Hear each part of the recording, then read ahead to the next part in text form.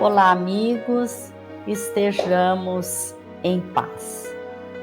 Assim como em todos os tempos, na atualidade, sentimos a necessidade da prática da tolerância. O dicionário define tolerância como o grau de aceitação diante de um elemento contrário a uma regra moral, cultural, civil ou física. E o Espiritismo? O que o Espiritismo nos traz, nos diz sobre a tolerância? Nós vamos conversar sobre esse tema com Juliana Cipolicol, que é trabalhadora do movimento espírita, membro do Conselho Federativo Estadual da Federação Espírita do Paraná. Olá, Juliana, que bom podermos estar juntas mais uma vez, mesmo que virtualmente, não é? Eu é que agradeço a oportunidade de participarmos uma vez mais do programa Espiritismo Responde, cumprimentando a toda a equipe, a todos os que acompanham o programa. Muito obrigada pela presença, Juliana. Nós vamos refletir sobre o tema tolerância. A tolerância é um compromisso do espírita? A tolerância é um compromisso do cristão e, por conseguinte, também do espírita, é uma meta, uma virtude, uma conduta esperada. Deve se constituir, né, Juliana? Sim, o próprio codificador, Allan Kardec, ele teve a oportunidade, ainda na juventude, né, não sob o pseudônimo pelo qual conhecemos Allan Kardec, mas ainda como o jovem Rivaio, de estudar no Instituto Pestalozzi, com o professor Pestalozzi, em Yverdon, na Suíça. E ali ele vai fazer o aprendizado, a metodologia, a proposta, o lema de Pestalozzi para o processo educativo era trabalho, solidariedade e perseverança, né? O investimento com afeto, com o tempo, para que o educando pudesse aprender.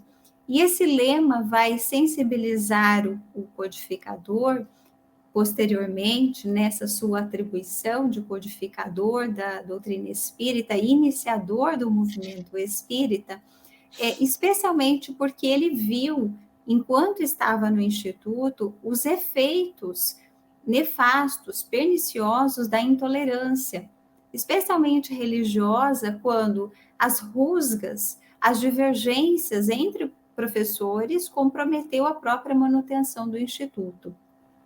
Então, como Allan Kardec ele vai, inspirado neste lema do professor Pestalozzi, propor a nós espíritas trabalho, solidariedade e tolerância.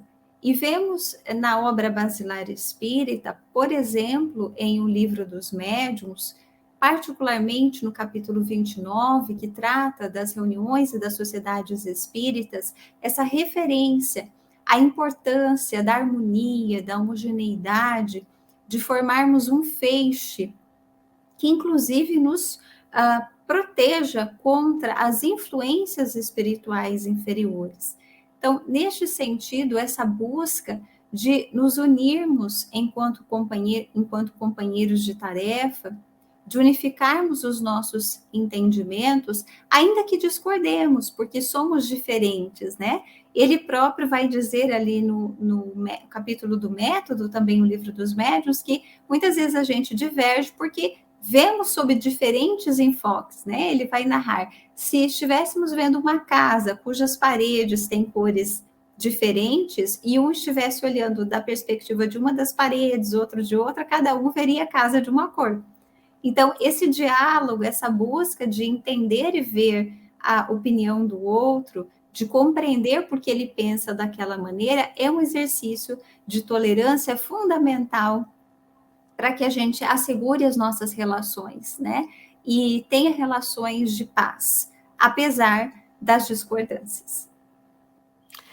Para vivenciar uma virtude, é preciso, sem dúvida alguma, primeiro compreendê-la, né? O que é exatamente a tolerância à luz do Espiritismo, Juliana?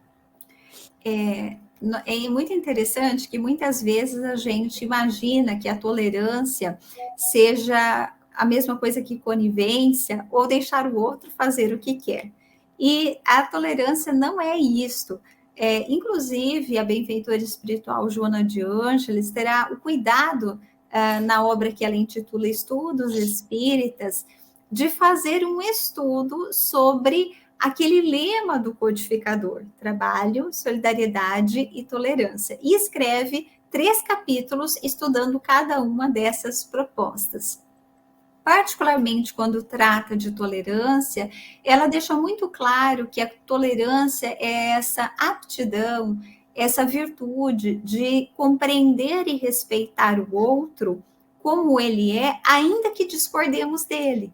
Então, a tolerância não necessariamente significa que a gente concorde. E, muito pelo contrário, o que a benfeitora deixa muito claro é que existem atitudes que podem gerar danos sociais, danos a terceiros, e que, ainda que respeitemos a pessoa, não podemos conivir com a atitude. Então, a tolerância significaria essa competência de nós entendermos o outro como ele é, respeitarmos, não querermos nos impor a ele, ou desconsiderarmos ou desvalorizarmos, porque ele tem uma maneira de ser, um ponto de vista diverso do nosso, né? Então, a tolerância significaria não a concordância, mas o respeito, né? A tolerância é a posição em que nós nos colocamos de, ainda que discordemos, não termos a discórdia, a animosidade, a dissensão. E neste sentido também, se formos refletir sobre o compromisso do espírita com a tolerância, vemos no Evangelho segundo o Espiritismo, quando no texto Os Obreiros do Senhor se refere ali que nós não podemos ter discórdia, o que não significa que não discordemos em muitos pontos, e muitas vezes a discordância é salutar, porque daí cada um enxergando de um ponto de vista contribui para incrementar a solução de problemas, de desafios, aperfeiçoar as nossas tarefas. Então, a tolerância é nós respeitarmos o outro. E, naturalmente, quando nós estamos numa posição de gestão, por exemplo, ou numa posição de uma hierarquia superior em que somos responsáveis pelos outros, ou na posição de educador, pais em relação a filhos, enfim, vai ser necessário, em algumas ocasiões, a depender das atitudes que o outro tome, das suas posturas, dos seus pontos de vista, quando trazem algum prejuízo, será necessário, então, adotarmos posturas. Então, em nada se relaciona com conivência, mas sim com respeito, e dar ao outro a oportunidade de um exercício de livre-arbítrio, naturalmente que desde que respeitada a lei de sociedade, de justiça, amor e caridade, né? Realmente as situações são bem diversas, né? Mas como que nós podemos agir de forma tolerante nas situações em que requerem atuação, intervenção? Como ser tolerante? É uma pergunta muito interessante, Dona Ivone, porque às vezes a gente imagina que a intervenção, a gente acaba imaginando que seja necessária a força, né? Sim. E não necessariamente, pelo contrário. É claro que imaginemos uma pessoa que esteja tendo um ataque epilético, é necessário uma contenção para a própria proteção daquela pessoa. Então, uma ideia e esta reflexão, que a dúvida que o codificador expõe aos espíritos, quando faz um estudo na lei de liberdade, né?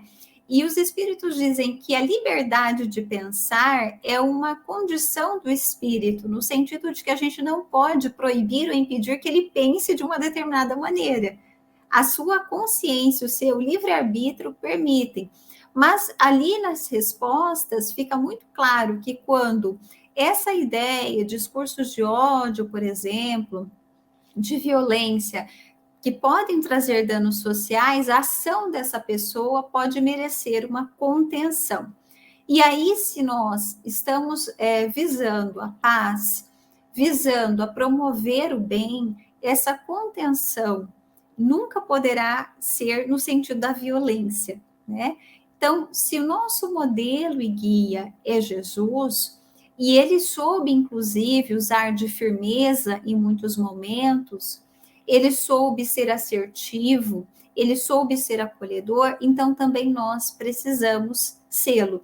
Então, o respeito à postura do outro, mas a intervenção, a não violência, mas uma intervenção que seja necessária para que aquela pessoa não só não gere danos para os outros, mas para ela própria, né?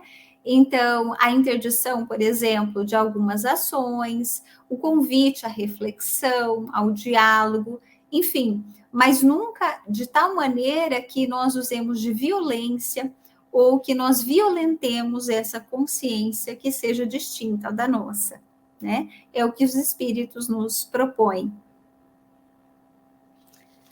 Juliana, o que o Espiritismo nos orienta com relação a por que, em geral, de forma geral, é tão difícil sermos tolerantes? É uma pergunta que realmente diz de quem somos, né? Por que não tolerar se esta é a meta, se esta é a proposta para nós? Se formos observar as obras basilares da codificação, nós temos ali algumas orientações que podem nos ajudar a encontrar a resposta. Quando Allan Kardec trata, por exemplo, do amar os inimigos, ele ali esclarece que o sentimento que nós devotamos a um espírito que não seja simpático, afim, não pode ser o mesmo que devotamos a um afeto. Até porque os nossos pensamentos, sentimentos, criam em torno de nós um padrão vibratório, que Allan Kardec chama de atmosfera espiritual, há espíritos que chamam psicosfera individual. Então, a aproximação de alguém que não seja afim conosco, que não seja simpático, gera um desconforto, inclusive vibratório, fluídico. Então, uma primeira possibilidade para a dificuldade da tolerância, neste caso, é que existe essa repercussão fluídica, e aí a gente tende a se afastar. Uma outra possibilidade que nós podemos também vislumbrar, a partir, por exemplo, do estudo do céu e inferno, nós vemos ali uma referência que nas relações sociais, na vida social, é que aparecem as nossas características, né? Uma pessoa isolada no deserto, talvez ela não se incomodasse com os outros, porque em realidade as suas próprias características não estariam à mostra se não fosse nessas relações. Então, muitas vezes a dificuldade de tolerância é porque nessas relações aparecem as fragilidades dos outros, mas também aparecem as nossas, né? E um notório psicólogo analista teria dito que a gente faz, então, a projeção dessa sombra, no sentido de que se torna muito difícil aceitar no outro, em realidade, uma característica que nós temos, uma fragilidade que nós temos. Seria uma segunda razão. Mas, particularmente, nós vemos ali num texto muito interessante do Evangelho segundo o Espiritismo, que trata sobre a cólera, né? O que nos impulsiona a reagir, a agredir, a ter esses acessos de fúria. E ali o espírito que assina a mensagem nos sinaliza que esta dificuldade de aceitar os outros, de querer nos impor, de querer, de não aceitar essa diferença, de não aceitar que o outro pense ou seja como nós somos ou como nós achamos que deve ser, ele diz que a causa principal é o orgulho, né?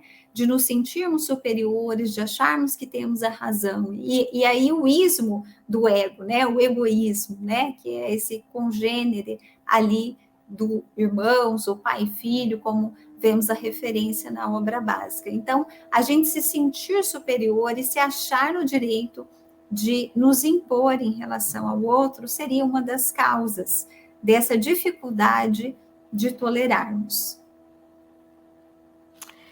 Você me fez lembrar de uma frase do Espírito Joana de Ângeles, que diz que o que mais nos incomoda nos outros é exatamente aquilo que está mais fortemente registrado em nós, né? Sim. Então, foi realmente o que você colocou sobre a tolerância. E como que nós podemos, Juliana, alcançar um certo nível de tolerância, sermos tolerantes com os outros? Existe um momento na obra Paulo e Estevão que me chama muito a atenção. Quando Saulo de Tarso está no deserto com o casal Áquila e Prisca, que eram cristãos e cuja família, eles próprios, foram duramente perseguidos a mando de Saulo de Tarso, pelos prepostos de Saulo de Tarso, e se deparam com a figura do mandante sem saberem que ele era Saulo de Tarso. E quando vão narrando os desmandos, os desatinos, as agressões, as violências que sofreram por serem cristãos, Paulo vai se sentindo intimamente constrangido. Em alguma medida, ele negligenciou o que os seus prepostos haviam feito. E num determinado momento, Paulo faz a seguinte pergunta ao casal: e vocês perdoariam a Saulo de Tarso?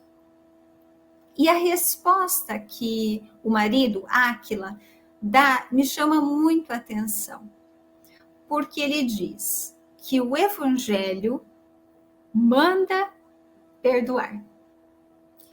E é muito interessante esta referência de pensarmos a proposta cristã para nós. Então, um primeiro exercício para nós alcançarmos a tolerância é, de fato, nós refletirmos se somos cristãos, se Jesus é nosso modelo e guia, se Ele é o nosso padrão de conduta, nós não podemos flexibilizar e relativizar nesse compromisso. Então, o primeiro desafio, a primeira reflexão para alcançarmos ou para buscarmos ser tolerantes é assumirmos esse compromisso, né? Adotarmos esse compromisso conosco e com a doutrina que abraçamos do Espiritismo. Mas algumas reflexões também nos favorecem, nos estimulam a alguns exercícios morais para alcançarmos essa postura tolerante. Então, particularmente, em um momento como esse em que nós estamos vivendo, de uma transição planetária, de muitas divergências, de muitas disputas, de instigação de discórdia, lembrando a referência que o senhor Allan Kardec fez da importância de não abrirmos as brechas psíquicas, né? Quando nós dissentimos, quando nós entramos na animosidade, na agressividade, estamos abrindo as comportas da alma, o nosso psiquismo, para sintonias com espíritos dessa ordem, que desejam nos instigar justamente a essas discórdias, para nos afastar, para nos isolar, para que nós estejamos mais suscetíveis, para que exerçam um jugo de violência obsessivo em relação a nós, para que as nossas fragilidades fiquem mais expostas quando estamos isolados. Então, pensarmos neste sentido das sintonias espirituais que estabelecemos quando nós definimos ou nos deixamos conduzir por estes embates, por essa agressão. Mas é também interessante pensar sobre duas outras perspectivas. O quanto não são tolerantes conosco os nossos mentores espirituais. Por mais que nós resistamos, por mais que nos equivoquemos, que nós tenhamos concepções equivocadas, sempre estão a nos auxiliar, sempre estão a nos assistir. E se nós precisamos dessa tolerância, desse investimento fraterno, amoroso que tem conosco, também os outros estão na mesma condição. E por fim, um desafio é no sentido de entendermos e pensarmos que vamos ter que dar conta da nossa administração, né? Pensarmos no nosso retorno à vida espiritual, que é certo, né? A morte biológica, o processo da desencarnação são a certeza da nossa vida. Então, imaginarmos o que desejamos ter construído em nós, né? Que história, que relações, que posturas desejaremos ver no nosso psiquismo, nas nossas matrizes, nas nossas aprendizagens, enfim, nas vivências que nós vamos construir na Terra. Então, pensar sobre isso, né? Pensar sobre a necessidade de que também nós temos, de que os outros tolerem as nossas fragilidades, né? Que na maior parte de nós são tão intensas, são alguns recursos, alguns estímulos para que nós possamos silenciar, para que nós possamos buscar entender o outro, apesar de discordar, e para que a gente busque nutrir a afetividade, a amorosidade pelo outro como um filho de Deus, né? Como nós o somos. São alguns recursos, alguns estímulos para essa meta, esse compromisso que nós espíritas temos com a tolerância. Juliana, nós agradecemos imensamente a sua participação. Agradecemos a todos vocês que estão nos assistindo e não deixem de ver as mensagens do Momento Espírita no site momento.com.br. É um trabalho da Federação Espírita do Paraná. Muito obrigada, Juliana. Muito obrigada a todos e os nossos votos de muita paz.